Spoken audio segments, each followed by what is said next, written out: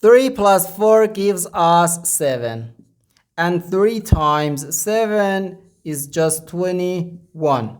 So 21 divided by 21 equals 1. But this answer is not correct.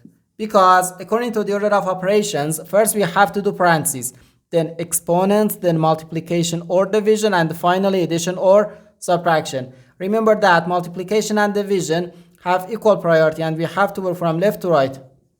And the same applies to addition and subtraction. In this expression, we have one division, one multiplication, and one parenthesis. Inside this parenthesis, we have one addition.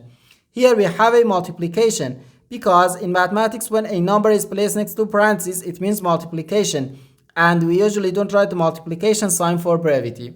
Okay, so according to the PEMDAS, first we have to do this parenthesis, then this division, and finally this multiplication. If we do this multiplication before this division, it is wrong. So first we have to do this parenthesis. Inside this parenthesis, we have 3 plus 4, which equals 7. So 21 divided by 3, then times 7. Now we have one division and one multiplication.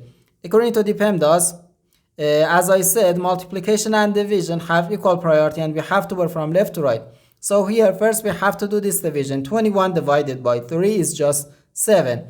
And 7 times 7 gives us 49. And this is our final answer to this problem.